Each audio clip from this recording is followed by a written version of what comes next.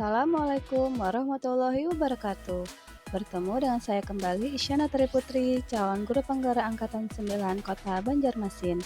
Pada kesempatan kali ini, saya akan memaparkan tentang bagaimana pemimpin dalam pengelolaan sumber daya pada demonstrasi kontekstual. Dari video yang telah ditayangkan, saya dapat menarik kesimpulan bahwasannya kira-kira apakah visi dari sekolah tempat guru dalam video tersebut mengabdi? Jawabannya adalah kelas impian belajar menyenangkan. Apakah prakarsa perubahan yang akan dilakukan oleh guru dalam tayangan video?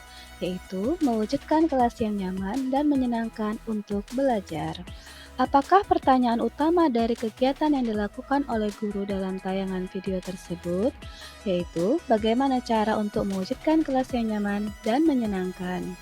Selanjutnya adalah kegiatan atau tindakan apa yang dilakukan oleh guru dalam tayangan video yang menggambarkan tahapan Bagja. Pertama, buat pertanyaan, yaitu guru berdiskusi dengan rekan sejawat untuk merumuskan prakarsa perubahan yang akan dilakukan. Kedua, guru menuliskan kalimat penyemangat belajar yang mengandung rasa ingin tahu para siswa. Ketiga, guru mengajukan pertanyaan terkait kalimat yang ditulis di papan tulis, yaitu apa yang muncul dalam pikiran kalian ketika membaca tulisan di papan tulis.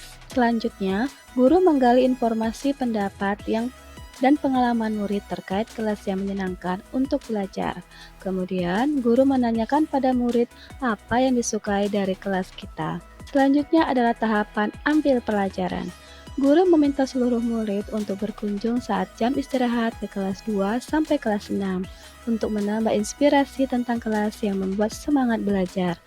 Kemudian, murid mengidentifikasi ruang kelas lain dan mencatat tentang apa yang disukainya di kelas tersebut sebagai penyemangat. Kemudian, murid bertanya pada murid kelas lain tentang apa yang mereka sukai untuk mewujudkan kelas yang menyenangkan untuk belajar, di mana setiap kelompok mendiskusikan tentang apa yang mereka sukai sebagai penyemangat belajar.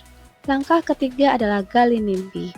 Guru menyiapkan alat dan bahan untuk dibagikan pada tiap-tiap kelompok. Setiap kelompok mendiskusikan tentang apa yang mereka sukai sebagai penyemangat belajar. Murid dalam kelompoknya menggambarkan kelas yang nyaman sesuai dengan yang mereka bayangkan. Selanjutnya, setiap kelompok mempresentasikan hasil kerja kelompoknya tentang kelas impiannya di depan kelas. Langkah selanjutnya adalah jabarkan rencana. Murid diajak berkontribusi menentukan kebutuhan untuk mewujudkan kelas impian. Murid menyebutkan kelas impian yang diinginkan sebagai penyemangat belajar. Guru menuliskan di papan tulis daftar kelas impian murid. Guru akan membagi tugas setiap murid untuk mewujudkan kelas impian yang menyenangkan. Tahap selanjutnya adalah atur eksekusi. Murid diberi kesempatan untuk berkontribusi untuk menentukan pembagian tugas dalam kelompoknya. Guru dan murid mendiskusikan jadwal pelaksanaan menata kelas impian. Murid menyiapkan alat dan bahan sesuai dengan tugas masing-masing.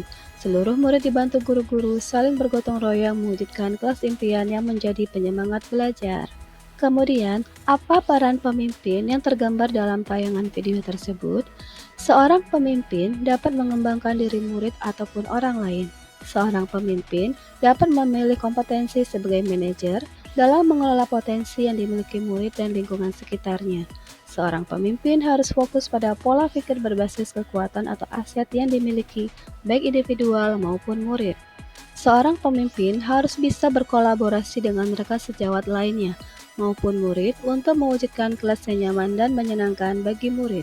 Kemudian, apa saja modal utama yang dimanfaatkan oleh pemimpin pembelajaran dalam tayangan video? Lalu, bagaimana pemanfaatannya? Yang pertama adalah modal manusia. Guru memiliki strategi dalam memetakan sumber daya atau aset yang dimiliki sehingga dapat mewujudkan kelas impian, di mana murid kooperatif, kreatif, mandiri, dan bertanggung jawab terhadap tugas yang diberikan. Yang kedua adalah modal sosial, di mana berkolaborasi dengan rekan sejawat untuk merumuskan prakarsa perubahan, bekerja sama meminta izin dengan kelas 2 sampai dengan kelas 6 untuk melakukan observasi kelas. Yang ketiga adalah modal fisik, di mana meja dan kursi yang posisinya diubah agar murid merasa nyaman belajar, kemudian rak buku dan buku-buku untuk menunjang pembelajaran atau adanya pojok baca. Yang ketiga adalah hiasan dinding yang dapat digunakan untuk menutupi bagian dinding yang berbolong-bolong. Keempat adalah modal politik, di mana kebijakan kepala sekolah yang siap mendukung setiap perubahan untuk peningkatan kualitas pembelajaran. Yang kelima adalah modal finansial, di mana uang kas kelas dipergunakan untuk keperluan kelas, uang tabungan dipergunakan sebagai tambahan bagi masing-masing siswa. Yang ketiga adalah uang bos yang didapatkan dipergunakan untuk keperluan murid. Keenam adalah modal agama dan budaya. Sopan santun dan hormat kepada guru dengan bersalaman di lingkungan sekolah.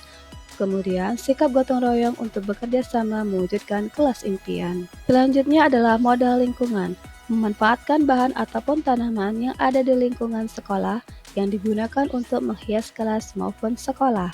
Kesimpulannya, sebagai sebuah komunitas, sekolah dapat memanfaatkan sumber daya yang dimilikinya sama seperti komunitas pada umumnya, dengan cara memetakan 7 aset untuk dapat membantu menemukan sumber daya yang menjadi aset sekolah yang meliputi modal manusia, sosial, politik, agama ataupun budaya, fisik, lingkungan atau alam, dan finansial. Demikianlah pemaparan saya, lebih dan kurang mohon maaf. Assalamualaikum warahmatullahi wabarakatuh. Salam calon guru penggerak.